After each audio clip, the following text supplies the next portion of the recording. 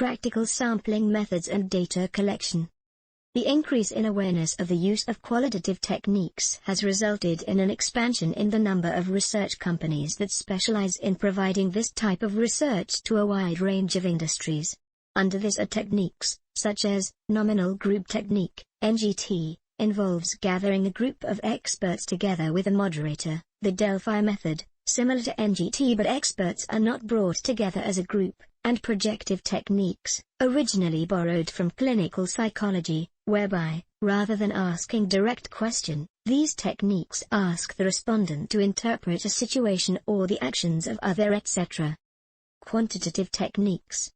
Quantitative data collection is usually done on a larger scale than qualitative research, generally in the form of a survey some kind, whether ad hoc or continuous. Survey research is the most well-known of the research approaches and is widely used for descriptive research. Surveys collect information from a representative sample of the survey population on such topics as consumer behavior, attitudes and beliefs, as well as buying intentions. The strength of these beliefs, attitudes and intentions are measured and the results extrapolated to the population as a whole. If a survey is to be conducted, there are a number of methods available for the collection of data and each has its relative advantages and disadvantages. The main methods are by personal interview, telephone interview and mail questionnaire. Attitude measurement and rating scales. Attitudes are measured in scales and are used to quantify the strength of a response. Types of attitude scale include nominal scales. These classify individuals into two or more groups, for example, male/female, agree/disagree. Ordinal scales. These simple scales rank individual according to certain characteristics. For example, the top 5 European holiday destinations listed by a respondent in order of preference may be 1. Spain, 2. France, 3. Greece, 4. Turkey, 5. Italy. Chapter 2, Hospitality and AMP, Tourism Marketing Research. Practical sampling methods and data collection. If there are a large number of items, this process may be done in stages, sorting items into low, medium and high ranks first. The items within these 3 categories will then be sorted and ranked in order. The advantages of this scale are that it can be used to measure that strength of particular attitude. It also allows the use of statistical measures, such as standard deviation, correlation coefficients and significance testing. Ratio scales. These scales have a fixed origin or 0 point, which permits the use of all arithmetical functions, for example measurement of length or weight. Measurements of market size, market share and number of consumers are also examples of ration scales. The 2 scales most commonly used in tourism research for attitude measurement are Osgood Semantic Differential and Likert Summated Rating Scale. Likert scale. Respondents are asked to indicate level of agreement or disagreement to a series of statements about a subject or object. The statements used are identified as either positive or negative and scores are allocated for particular responses.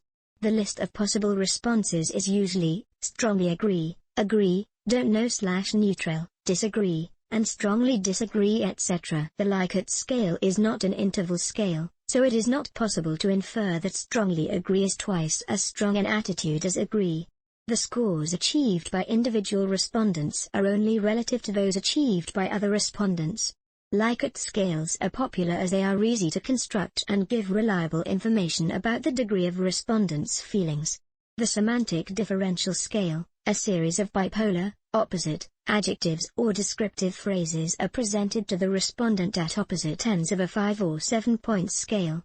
Respondents are asked to indicate where on the scale best describes their feelings towards the subject or object, or resort, for example. An example is shown below. Lively x quiet. Interesting x dull. Semantic differential scales have been used successfully for such investigations as corporate image, brand image, product image, etc. It is often difficult for consumers to articulate their feelings in these areas, and the semantic differential scale offers them an easy way of expressing themselves. These scales are widely used in marketing research as they obtain information about consumer behavior that may not be obtained with the same degree of success by direct questioning. Chapter 2, Hospitality and AMP, Tourism Marketing Research. Summary. This lecture has outlined the main research techniques and applications to the areas of travel and tourism. Although it is impossible to guarantee success in highly competitive and dynamic areas of business, such as travel and tourism, having the right information and enough of it can certainly make a positive contribution to success. The travel and tourism industry has previously been seen as entrepreneurial, with business decisions being made mainly from an operational standpoint and based mostly on judgment. More recently, research data has been increasingly valued as an aid to that judgment, especially by organizations who recognize the need to become consumer, or market-led. Research cannot only define existing markets for consolidation, but can also identify potential new markets, gaps in the market for new products, as well as helping to develop those new products and brands essential for continued market success. Chapter 2, Hospitality and AMP, Tourism Marketing Research. Practice Test. 1. Suggest possible reasons for the choice of personal interviews as opposed to telephone interviews or self-completion postal questionnaires in this particular survey. 2. Design an appropriate sampling methodology for the survey to include the following. A. An outline of factors that need to be taken into account to ensure the sample is representative. B. Sample size and justification for this. C. Selection of a probability or non-probability sampling method and details of actual method chosen. D. Justification for your choice of sampling method. 3. The case study is based on an outdoor recreational facility.